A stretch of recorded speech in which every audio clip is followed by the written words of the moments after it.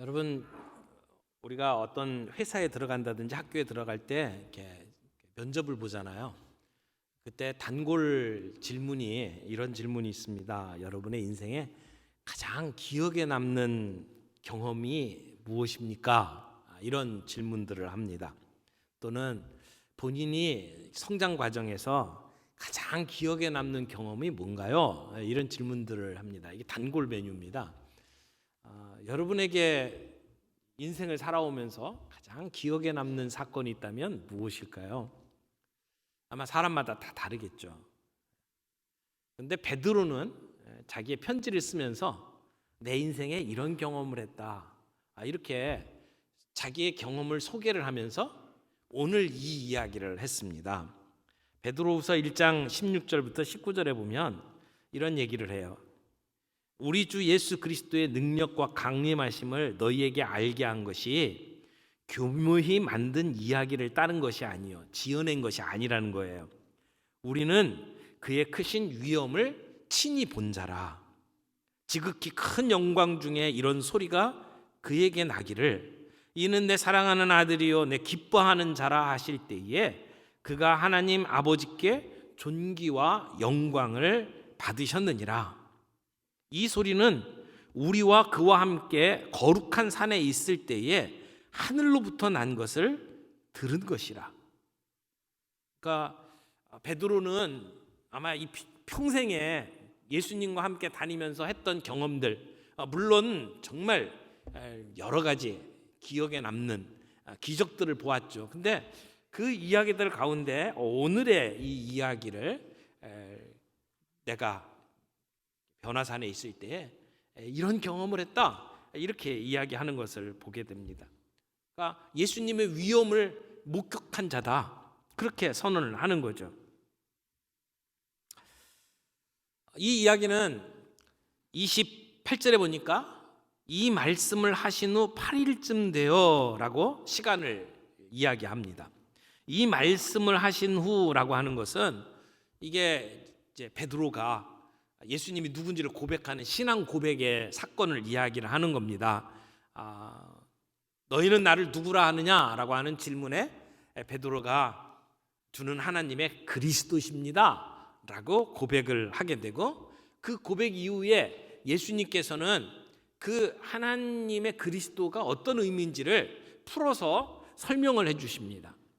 근데 이 그리스도, 다른 말로 메시아라고 하는 이야기를 들을 때마다 제자들은 예수님께서 이제 오셔서 자기를 추종하는 사람들을 다 규합해가지고 저 썩어빠진 예루살렘을 뒤집어 엎고, 그리고 저 포악한 로마 세력을 다 축출한 다음에 자기의 왕국을 세울 것이다 라고 하는 생각을 가지고 있었습니다. 그런데 예수님께서는 그들이 가지고 있었던 그런 기대, 그들이 가지고 있던 생각과는 달리 예수님께서 이제 예루살렘으로 가셔서 그곳에서 죽게 될 것을 이야기를 하십니다. 그리고 나를 따라오려면은 자기 십자가를 지고 나를 따라야 된다라고 예수님이 이야기를 하셨을 때에 제자들은 굉장한 충격을 받았을 겁니다. 자기들이 생각하고 있던 예수님이 아니에요.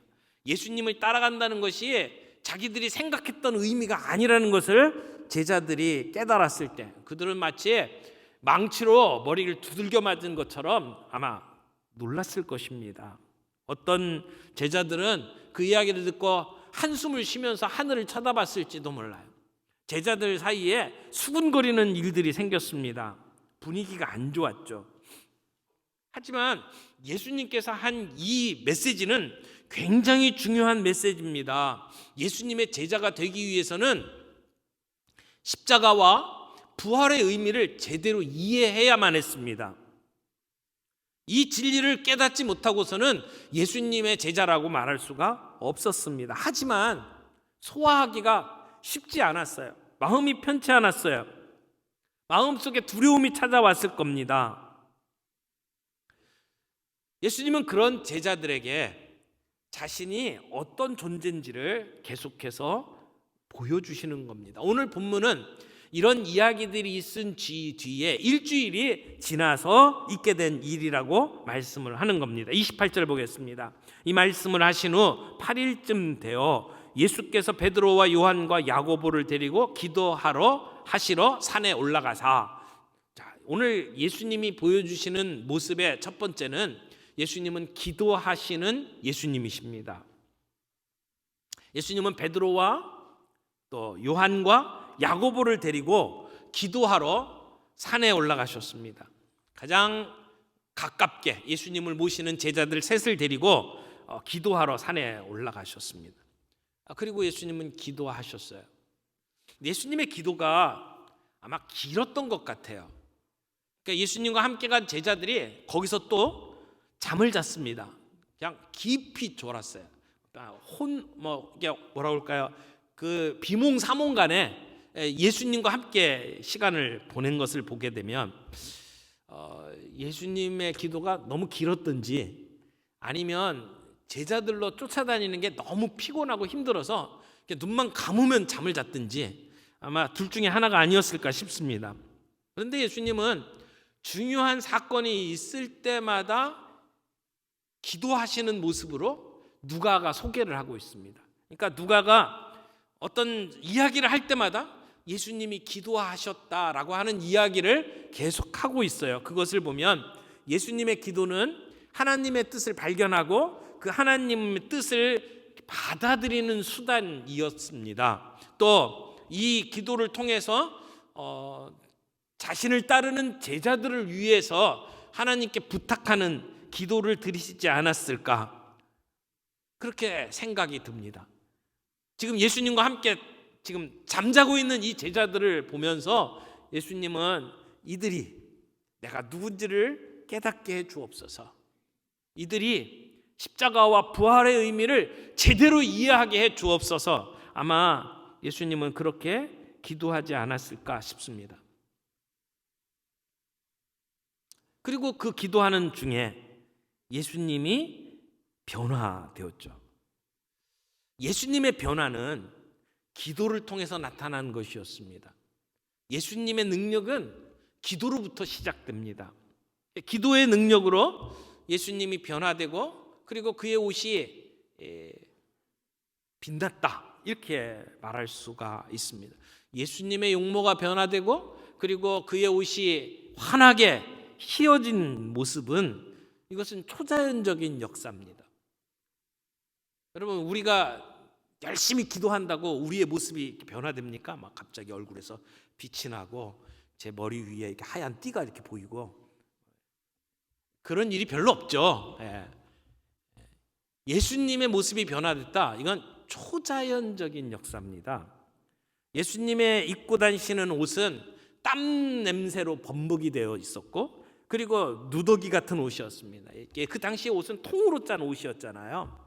그래서 쉽게 더러워졌어요. 왜냐하면 길이 포장도로가 아니었잖아요. 길 갈 때 그것도 슬리퍼를 신고 다니면서 먼지가 펄펄 날리고 온몸에 먼지로 이렇게 뒤덮이는 그러한 시대였습니다. 그리고 식사를 해도요, 이렇게 정자세로 앉지 않고 유대인들은 늘 이렇게 옆으로 비스듬하게 누워가지고 식사를 했잖아요.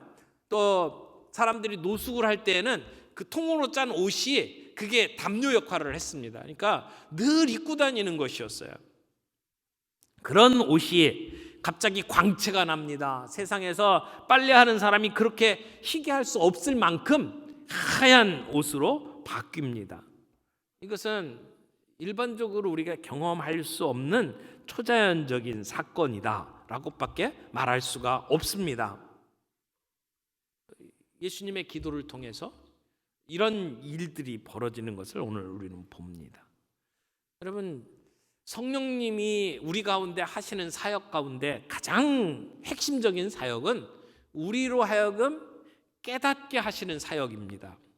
J.I. 패커라고 하는 20세기 조직신학자 중에 거장이라고 말할 수 있는 분이 이런 이야기를 했어요. 성령 사역 중에 핵심적인 사역은 말씀을 깨닫게 하는 것이다.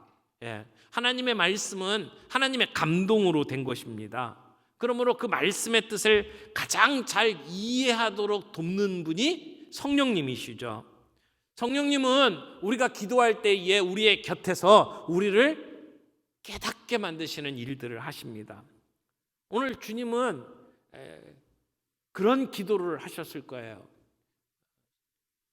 성령님께서 우리 제자들의 눈을 열어서 예수님의 그 모습이 어떤 모습인지를 제대로 알고 십자가와 부활의 의미가 무엇인지를 깨닫게 해달라고. 우리가 어떤 사역을 할 때마다 또는 말씀을 대할 때마다 훈련에 임할 때마다 우리는 예수님처럼 기도해야 된다고 믿습니다. 기도할 때 성령님께서 우리의 마음을 열어주시고 우리의 영안을 열어주셔서 말씀의 뜻을 깨닫게 하시고 그리고 그 말씀이 우리를 강건하게 만들 줄을 믿습니다. 기도하시는 예수님의 모습을 봐요. 또 하나 변화하시는 예수님의 모습을 보죠. 기도하실 때에 용모가 변화됐다고 그랬어요. 옷이 휘어져 광채가 났다고 그랬어요. 그러니까 예수님의 내면뿐만이 아니라 외모까지 완전히 변화되는 모습을 봅니다. 이것은 인간적인 신분을 초월해서 그분이 어떤 분이신지를 보여주는 사건이죠. 여러분, 예수님이 변화된 것이 오늘 우리에게 어떤 의미가 있습니까? 베드로가 바로 한 주 전에 신앙 고백을 했습니다. 주는 하나님의 그리스도십니다. 주는 하나님의 아들이시고 우리의 그리스도십니다. 이런 고백을 했잖아요. 그 고백이 맞다라고 하는 사실을 보여주는 사건이 바로 예수님의 변화하시는 모습이라고 생각을 합니다. 예수님이 영광스러운 모습으로 변화되심으로 베드로의 신앙 고백이 틀리지 않았다는 것을 확증해 주는 것입니다. 근데 예수님의 모습이 이렇게 빛났다라고 하는 그 표현을 보게 되면 기억나는 사건이 하나 있습니다. 그것이 뭐냐면 모세입니다. 모세가 십계명을 받기 위해서 시내산에 올라갔다가 내려올 때 그의 얼굴에서 광채가 났다고 성경은 기록을 하고 있습니다. 사람들이 모세의 얼굴에서 광채가 나니까 감히 쳐다보지를 못했어요. 그래서 사람들과 대화하기 위해서 모세가 할 수 없이 머리에 수건을 이렇게 썼다고 이야기를 합니다. 그러니까 수건으로 가려야만 할 정도로 그의 얼굴에서 광채가 났다는 거죠. 그를 바라보는 백성들이 심히 두려워한 것은 우리들이 상상할 수 있는 모습입니다. 그러니까 모세는 단순히 이스라엘 백성을 이끈 정치적인 지도자뿐만이 아니고 그의 모습 속에서 이런 영적인 신적인 아우라가 나타난 것을 볼 수 있죠. 모세가 그런 빛을 발한 것은 그 자신에서 직접 나왔다기보다는 하나님의 영광을 반사한 것이다, 이렇게 말할 수가 있습니다. 그러나 오늘 이 예수님의 모습은 바로 하나님의 영광을 드러내는, 예수님이 하나님이라고 하는 사실을 보여주는 그런 변화였습니다. 그래서 예수님의 용모가 변화되고 그 가운데 광채가 나고, 아마 이런 경험은 베드로에게 있어서는 정말 잊지 못할 영광스러운 경험이었을 것이라고 생각을 합니다.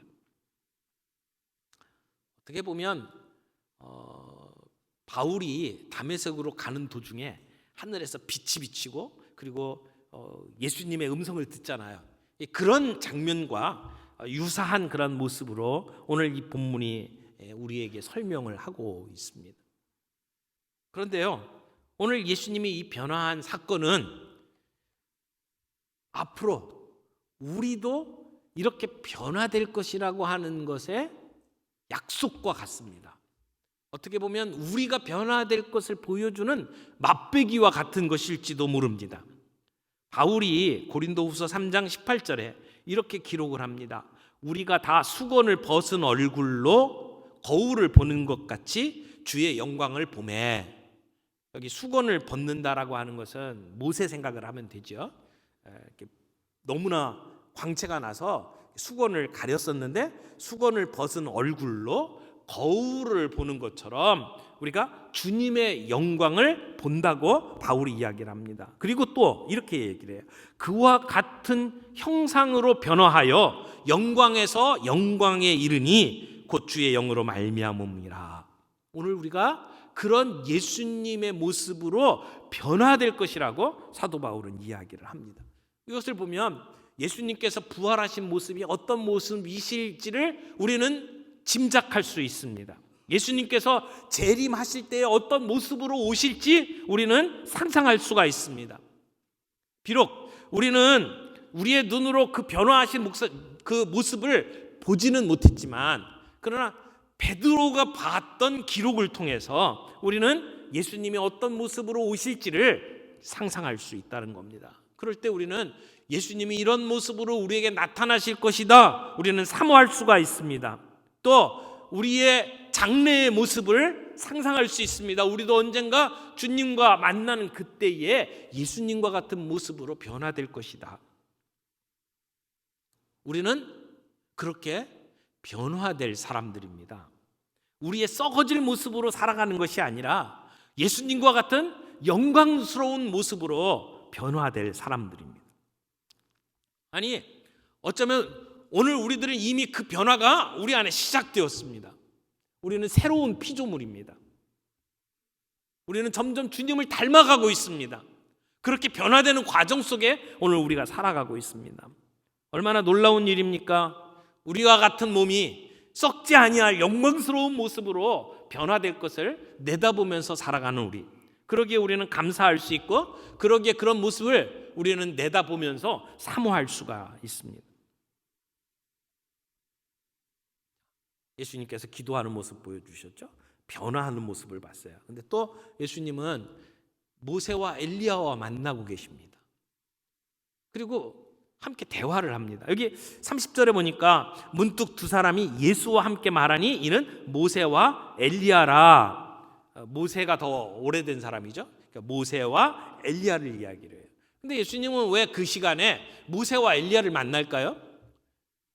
구약의 인물들 가운데 대표적인 사람들을 다양하게 우리가 들 수가 있잖아요. 믿음의 조상 아브라함,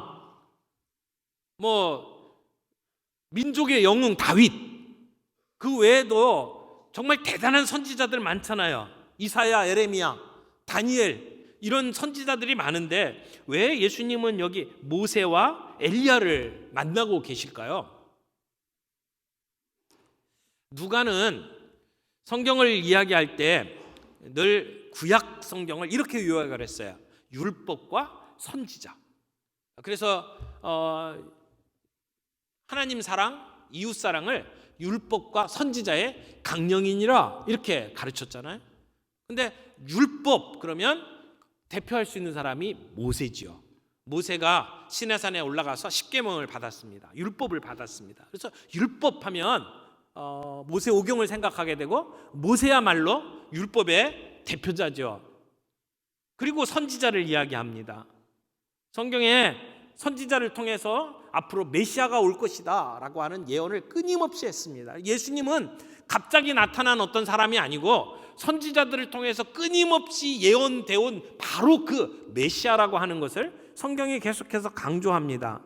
엘리야는 그런 선지자를 대표해서 오늘 예수님을 만나고 있는 겁니다. 근데 이 두 사람의 특징이 있어요. 둘 다 자기 민족들에게 배척을 당했던 경험이 있습니다. 모세도 하나님의 부르심을 받고 이스라엘 백성들에게 갔을 때 백성들이 기쁘게 맞이하지 않았어요. 엘리야도 마찬가지입니다. 그런가 하면 이 두 사람의 마지막 끝이 아주 신비스럽습니다. 모세는 죽을 때 어떻게 죽었는지가 분명하진 않아요. 어디에 모세를 모셨는지 무덤이 없습니다. 그런가 하면 엘리야는 놀라운 기적으로 세상을 떠났죠. 그런 모습들을 보면 이 두 사람이 아주 공통점이 있는 것을 보게 됩니다. 모세는 이스라엘 백성을 애굽에서 구원해내고 약속의 땅으로 이끌어낸 그러한 목자와 같은 사람입니다. 그래서 약속의 땅에 정착하도록 만들었죠. 근데 그곳에 도착해서 사람들이 잘 살게 되면서 하나님을 버리고 그 땅의 신 바알을 섬기게 되었을 때, 그때 엘리야가 나타나서 그들에게 언약을 새롭게 하는, 그들에게 회개를 촉구하는 메시지를 전하는 것이 엘리야입니다. 근데 이들이 이제 예수님이 어떠하신 분인지를 증명하는 증인으로 지금 이 변화산에 함께 나타나서 예수님과 함께 이야기를 합니다. 이것은 예수님이 어떠하신 분인지를 증명하는 그러한 자리라고 말할 수가 있을 것입니다. 또 예수님이 앞으로 지고 가야 될 십자가의 그 길이 너무나 힘들고 어려운 길인 것을 알고 예수님을 격려하기 위해서 예수님의 부르심이 무엇인지를 드러내서 보여주기 위한 그런 자리가 아니었을까, 우리는 그렇게 생각할 수 있습니다. 그런데 이 세 분이 모여서 무슨 이야기를 했습니까? 31절 보세요. 이들이 한 이야기가 이렇게 설명이 됩니다. 영광 중에 나타나서 장차 예수께서 예루살렘에서 별세하실 것을 말하며, 이분들이 같이 대화를 나누었던 주제는 예수님이 예루살렘에 가셔서 별세하실 것에 대한 이야기였습니다. 예수님은 예루살렘에 가셔서 죽으셔야만 했습니다. 예수님은 갈릴리에서 오랫동안 사역을 했어요. 도중에 예루살렘을 여러 번 왔다 갔다 하셨지만, 그러나 예수님이 죽으시는 장소는 예루살렘이어야만 했습니다. 부활의 장소도 예루살렘이었습니다. 그 예루살렘에 예수님께서 가셔서 별세하실 것을 이야기했다고 그래요. 근데 왜 예수님의 십자가 죽음이라고 표현을 안 하고 여기 예수님의 별세라고 표현을 했을까요? 별세라는 말을 잘 쓰지를 않아요. 굳이 예수님의 죽음, 십자가를 의논한 것이라고 표현을 하지 않고 예수님의 별세를 논했다, 그렇게 성경은 기록하고 있습니다. 근데 재밌는 것은 여기서 말하는 이 별세라고 하는 단어를 원래 성경 헬라어를 가서 찾아보니까 단어가 이런 단어예요. 엑소도스. 엑소도스라는 단어는 여러분이 아마 상식적으로 많이 들어서 알고 계실 거예요. 엑소도스. 창세기 출애굽기 할 때 출애굽기가 엑소도스예요.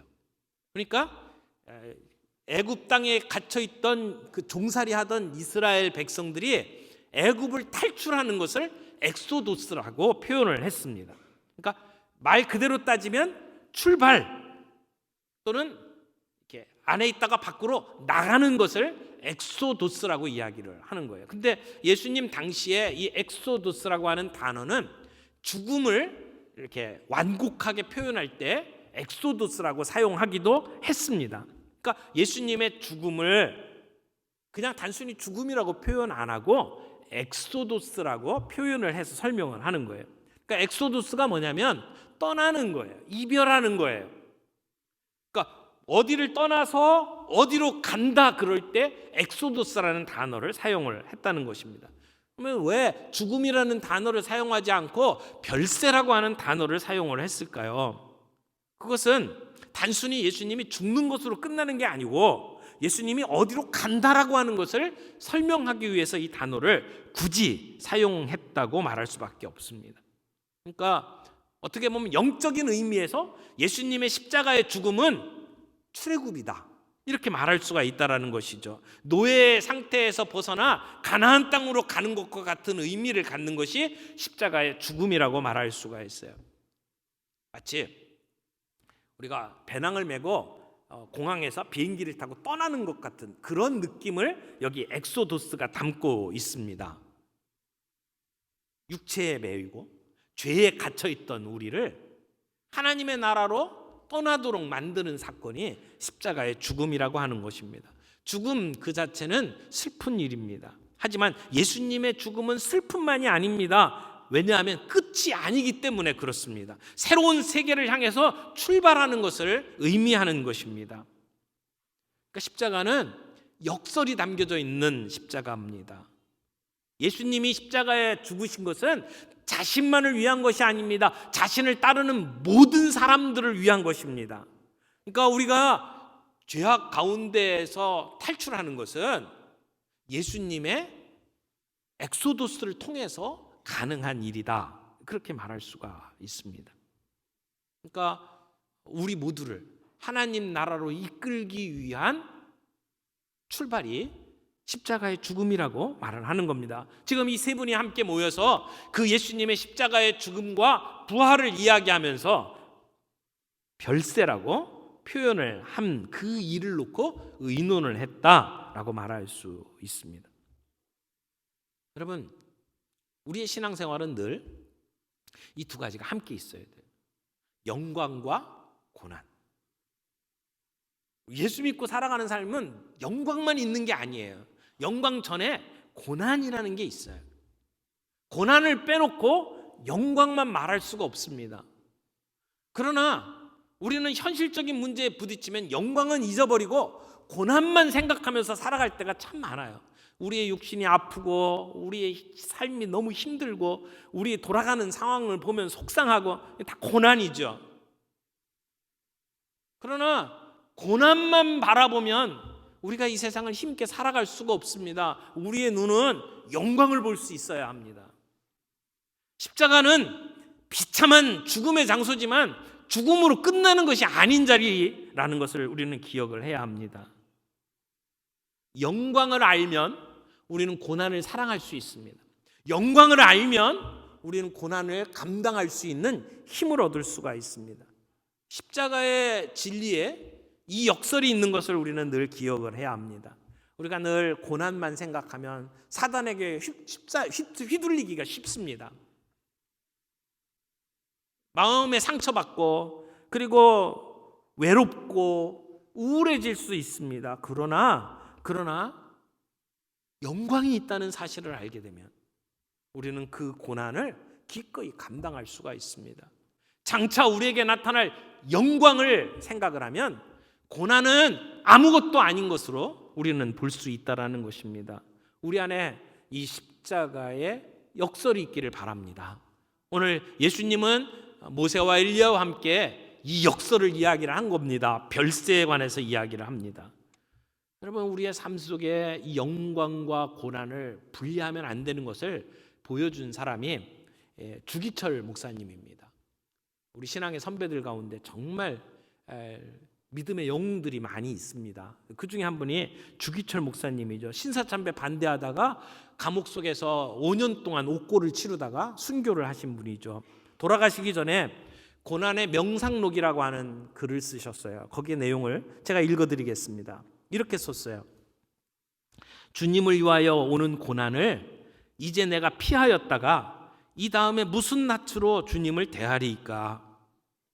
주님을 위하여 이제 내가 당하는 수욕을 피하였다가 이 다음에 주님이 너는 내 이름과 평안과 즐거움을 다 받아 누리고 고난의 자는 어찌하였느냐고 물으신다면 나는 어떤 말로 대답하리이까? 주님을 위하여 오는 십자가를 내가 피하였다가 이 다음에 주님이 너는 내가 준 유일한 유산 십자가를 어찌하였느냐고 물으신다면 나는 무슨 말로 대답할 수 있으리이까? 우리의 삶에는 고난이 있습니다. 주님 때문에 당하는 수욕이 있습니다. 우리에게 짊어져야 될 자기의 십자가가 있습니다. 이것을 피하고 주님 앞에 설 수는 없다는 겁니다. 언젠가 주님 앞에 서게 되는 날 우리는 영광 속에 주님을 만나게 될 것입니다. 그 영광스러운 모습을 보면서 오늘 우리에게 주어진 고난에 낙심하지 않기를 바랍니다. 오늘 이 본문의 하이라이트는 그 다음에 나오는 이야기죠. 확증해 주시는 하나님의 음성을 듣게 됩니다. 베드로는 자기가 무슨 말을 하는지도 모르고 이상한 말을 합니다. 32절 보세요. 베드로와 및 함께 있는 자들이 깊이 졸다가 온전히 깨어나 예수의 영광과 및 함께 선 두 사람을 보더니,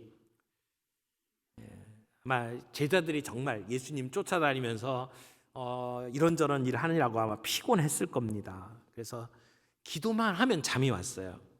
거의 혼수 상태로 잠이 잤어요. 혹시 기도하려고 눈만 감으면 조시는 분 계신가요? 내가 제자들하고 같구나 이렇게 생각을 하시면 됩니다.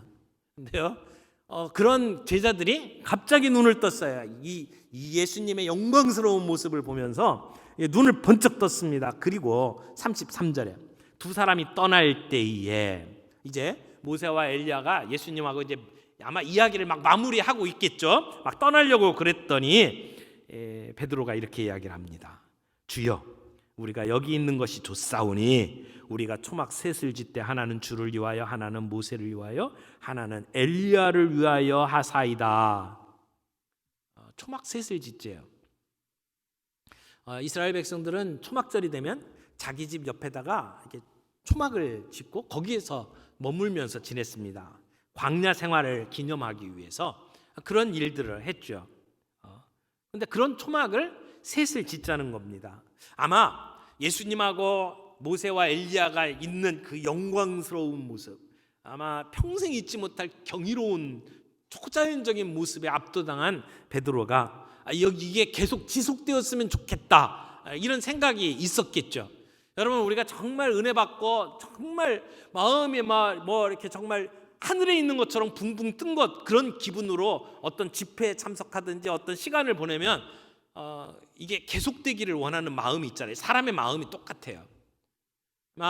베드로가 이게 계속 지속되고 싶은 마음이 있겠죠. 하늘의 영광을 계속 맛보기를 원합니다, 이런 생각이 있었을 거예요. 그런 마음에 이제 막 떠나려고 하는 모세와 엘리야를 붙잡고 지금 떠나시면 안 됩니다. 서두르지 마시고 여기 음식도 많으니까 음식 드시고 가십시오. 마치 막 이렇게 손님들을 붙잡는 것 같은 그런 모습으로 베드로가 이야기를 하고 있습니다. 그러면서 초막 셋을 짓재요.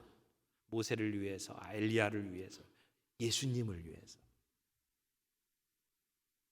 그런데 여러분, 모세와 엘리야는 정말 구약에 있는 명예의 전당에 들어있는 정말 위대한 사람들이라 할지라도 사실은 예수님과 같은 급이 아니에요. 예수님은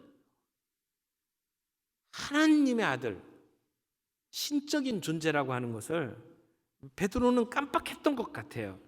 그러니까 똑같이 지금 생각을 하는 거예요. 모세나 엘리야나 예수님이나 초막 셋을 짓고 여기서 계속 지냅시다. 사실 모세나 엘리야는 지금 육체를 입고 우리 가운데 있는 그런 존재가 아니잖아요. 그분들이 꼭 거쳐야 될 곳이 있는 것도 필요한 것도 아니잖아요. 그러니까 지금 베드로가 자기가 무슨 말을 하는지도 모르고 지금 횡설수설을 하고 있는 거예요. 성경이 그렇게 기록하고 있잖아요. 자기가 하는 말을 자기도 알지 못하더라. 근데 그 말이 얼마나 말이 안 되는 것인지를 보여주는 게 다음에 나와요. 34절 보겠습니다. 이 말할 즈음에 구름이 와서 그들을 덮는지라. 저는 이 본문을 보면서 그런 생각이 들었어요. 갑자기 구름이 빽빽하게 끼면서 지금 베드로가 했던 말을 아예 무색하게 만들어버리는 거예요. 야, 헛소리 집어쳐, 뭐 이런 느낌이 드는 분위기로 갑자기 바뀝니다. 그리고 구름 가운데 하나님의 음성이 들립니다. 성경에 하나님의 영광이 나타날 때, 쉐키나의 영광이 나타날 때는 대부분 이 구름 속에서 경험을 합니다. 그 구름은 하나님의 임재를 표현하는 겁니다. 근데 하나님이 말씀하십니다. 성경에 예수님 시대에 하나님의 음성이 들린 건 이것이 두 번째입니다. 예수님께서 세례를 받을 때에 그때 하나님의 음성이 들렸어요. 내 사랑하는 아들이다 라고 확증해 주신 하나님의 음성이 오늘 다시 들립니다. 오늘 본문 말씀 봅니다. 이는 나의 아들 곧 택함을 받은 자니 너희는 그의 말을 들으라. 하나님의 음성이 들리는데 세 가지 이야기를 하십니다. 하나는 나의 아들이다. 성경에 내 아들이다 라고 선언하시는 것은 왕위를 물려줄 때에, 그 나라를 다스리는 왕으로 세울 때에 하는 그런 표현이에요. 내 사랑하는 아들이다, 내 아들이다. 시편 2편에 보면 너는 내 아들이라 오늘 내가 너를 낳았도다 라고 표현하는데 이게 왕의 즉위식을 의미하는 그런 표현입니다. 그러니까 나의 아들이다 라고 표현을 하시면서 그 다음에 뭐라고 그랬어요? 나의 택함을 받은 자다. 내 택함을 받았다는 얘기는 내 기뻐하는 자다, 그런 의미로 받아들일 수가 있습니다. 내가 기뻐하는 내 아들이다. 오늘 이 땅을 다스리는 왕으로 내가 세웠다. 그러면서 하시는 말씀이 뭡니까? 너희는 그의 말을 들으라. 이 그의 말을 들으라라고 하는 말은 신명기 18장 15절에 나오는 표현을 생각하게 만드는 말입니다. 모세가 이런 얘기를 했어요. 나와 같은 선지자 하나를 일으키시리니 너희는 그의 말을 들을지어다. 모세가 이야기했던 것처럼 그 예언자, 나와 같은 예언자가 나타나면 너희는 그의 말을 들을지어다. 그런 생각이 나는 이 표현을 가지고 내가 내 아들을 이 땅의 왕으로 세웠다. 내가 기뻐하는 자다. 내가 선택한 자다. 너희는 그의 말을 들어라. 이게 하나님의 말씀입니다. 오늘 우리는 초막새 짓는 것 그런데 관심 두지 말고 지금 구름이 걷히면서 오로지 예수님만 남고 그리고 그 예수님의 말씀을 들으라고 하는 하나님의 음성을 오늘 우리는 들어야 합니다. 오늘 우리에게 우리의 신앙생활 속에 정말 중요한 것이 있다면 다른 사람의 이야기를 듣는 것이 아니라 이 세상의 지혜, 내가 경험했던 것을 통해서 깨닫는 어떤 진리, 그게 아니라 예수 그리스도, 우리의 그리스도, 그분의 이야기를 듣는 것이 중요하다는 겁니다. 오늘 이 그의 말을 들으라라고 하는 것은 그 자리에 있었던 베드로와 그 다른 두 제자들에게만 주신 말씀이 아니라 오늘 이 시대를 살아가는 저와 여러분들에게 주시는 명령입니다. 오늘 교회가 이 음성을 들어야 합니다. 교회가 어떤 일을 결정하고 어떤 사역을 할 때마다 우리는 그 주님의 음성을 들어야 합니다. 우리는 이 세상의 어떤 이데올로기를 따라가는 사람들이 아닙니다. 주님의 음성을 듣고 그 앞에 순종해야 되는 사람들입니다. 여러분들, 우리가 그리스도인으로 살아가면서 우리는 정말 두렵고 떨림으로 주의 말씀을 듣고 있습니까? 오늘 아침마다 하나님의 말씀을 펼쳐놓고 내게 들려주시는 그 주님의 음성을 듣고 있습니까? 그리고 주님 앞에 순종하고 계십니까? 오늘 주님의 음성을 듣는 일을 놓친다면 교회는 교회답지 않을 겁니다. 우리가 주님의 음성을 듣는 일을 게을리한다면 우리의 그리스도인의 정체성은 사라질 것입니다. 바울이 데살로니가 성도들의 신앙을 칭찬하면서 이렇게 표현했습니다. 너희가 우리에게 들은 바 하나님의 말씀을 받을 때에 사람의 말로 아니하고 하나님의 말씀으로 받음이니, 오늘 선포되는 하나님의 말씀을 사람의 말이 아닌 하나님의 말씀으로 들을 수 있는 귀가 있기를 바랍니다. 오늘 우리는 예수님의 모습을 보았습니다. 기도하시는 예수님의 모습, 변모하신 예수님의 모습, 그리고 별세를 논하고 계신 예수님의 모습. 우리가 기도하는 가운데 이런 영광스러운 주님의 모습을 볼 수 있는 저와 여러분들이 되기를 바랍니다. 이 땅의 것들에 집착하는 것이 아니라 정말 주님의 영광을 보면서 살아가는 저희들이 되기를 바랍니다. 그럴 때 우리는 이 땅의 고난들을 감당할 수 있습니다. 장차 나타날 영광을 바라보며 오늘 이 땅의 고난을 감당해낼 수 있는 저희가 되기를 바랍니다.